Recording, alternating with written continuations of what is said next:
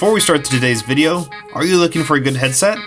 I used the Turtle Beach Stealth 700 Premium Surround Sound headset.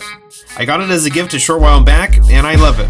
Two control switches not only allow you to manage the game's volume, but also your friends. It also cuts down on that pesky outside noise with active noise cancellation, so I can't even hear when my wife is telling me to take out the trash. It also possesses Bluetooth capability, so you can enjoy your music and take calls between gaming. With its superhuman hearing feature, it lets you be sensitive to enemy footsteps, reloads, and any other small giveaways and matches that will allow you to gain the upper hand. The Turtle Beach Stealth 700 headset is compatible with PS4 and Xbox One, with limited PC connection for those with Windows 10 and an Xbox wireless adapter. Links to the headset and discounts on other materials can be found down below.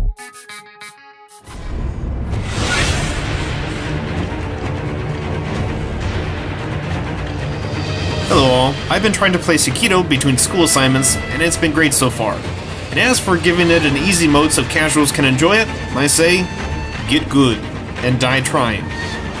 While Ghost of Tsushima, which is the Mongol invasion period I believe, is trying to find help at the moment, and Shogun Total War 2 is, well, still awesome but not on every platform, Sekiro presents the closest chance for gamers of all levels. What about mobile games? True gamers of all levels, a chance to experience something, no matter how loosely, based in a historical time period of Japan.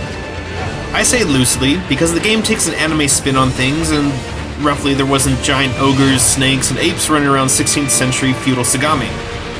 The game is based in the Sengoku period, also referred to as the age of the country at war in feudal Japan. And I will admit, it's one of the most famous, or, well, infamous periods of Japanese history that almost all games, documentaries, and who knows what else focuses on. Saying it's a tad overused is an understatement, and on a recent trip to Tokyo, I asked a few citizens what their favorite time period was. And a majority claimed, surprisingly, it was Commodore Perry's arrival. That would make for a vastly different game, but let's get to today's subject, the Shinobi, or more commonly known, the ninja.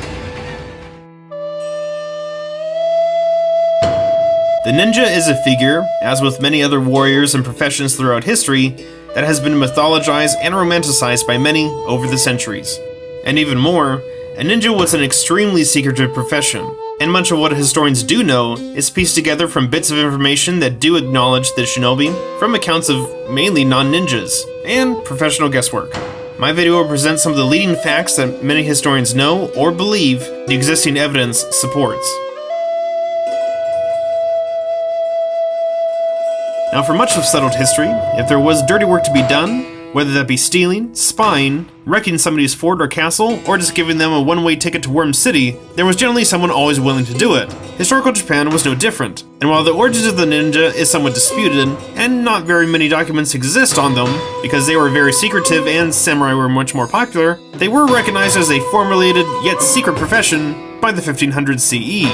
But rather than lone wolves or small family operations like their predecessors, during the Sengoku period, schools began to develop. First in the school were the jonin, who was the spokesman for the school or group, and might have been a dubious samurai, a merchant, an official of some rank or status, or an older ex-ninja who a daimyo could arrange the jobs with. The jonin were basically the assistants and the middlemen between the jonin and the lower ranks. They would relay the jobs, and perhaps even decide which ninja, or multiple ninja, were the right ones for the particular task needed. The genin, or the lower ranks, were the actual ninjas who we know and love, and were the ones who actually did most of the dirty work. And these were still almost exclusively picked from the lower classes. Training at the schools was intense, but it possibly didn't guarantee an income except for probably the best of the best, and especially if it was a small school. For smaller schools or ninja who were less experienced, and with profits from jobs possibly being split between 3 levels, some ninja did have a second job. Indeed, many ninja probably had regular jobs, such as farming and etc., and took on the tasks of spying, sabotage, and assassination to supplement their earnings. Most likely, some shinobi were good at spying, while others were good at assassination, and so on and so forth, and were allocated different jobs based on their skill set. A shinobi could be a man or a woman, and most scholars believe that they would come from the peasant classes, for which the concepts of honor and rituals that many of the samurai and nobles followed didn't mean much. Now, that doesn't mean that ninja didn't have a sense of honor or duty, but merely didn't share the same ones with other members of society. Ninja were often trained from a very young age to be nimble, deceptive, and being able to hide in plain sight, which means that black outfit that we always see in the costume stores may have only been for certain occasions. Dressing as a peasant walking around the street or castle guard would have helped depending on the task at hand. Although there were many who acted as spies and assassins all over Japan at this time, not all were professionals. Many of the formal shinobi that we think about when we hear the name came from the mountainous region of Iga, near where Nara and Osaka are today. They produced ninja that would not only take part in secret missions, but also in major battles such as the Battle of Okayazama, the Battle of Tennoji, and in the Shimabara Rebellion. This wasn't normal behavior, however. While the ninja were great at stealthing around, combat was often a last resort. They were not shock troops, and most likely preferred to finish a job without leaving a trace. This would help with their illusion of invisibility, and also lessen the chance of being tracked or captured. If a ninja was going to be caught, it was expected that they would kill themselves. But their training made them good warriors, and like in the game, some would become bodyguards. Daimyo Tokugawa Ieyasu used shinobi for several tasks to gain advantages over his opponents in the constant wars for domination. Ninja, however, were not invincible, no matter what the legends say. Another famous daimyo, Oda Nobunaga, who would first be Ieyasu's enemy and then later ally, would slaughter many of the organized ninja camps when he conquered the Iga region in 1582. Tokugawa Ieyasu would not only ally with Oda, but supersede him and establish the Tokugawa shogunate. And with that, a few of the remnants of the ninja schools would survive, but only for a short time. After the 1640s, ninja were almost never mentioned again in recorded history, but they have since lived on in tales of myths and legends of their abilities and famous individuals.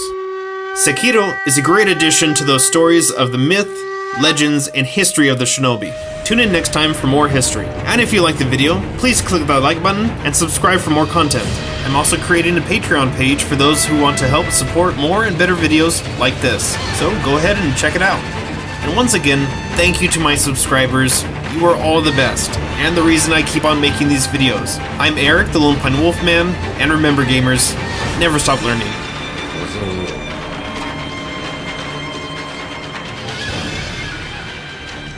源一郎殿、私は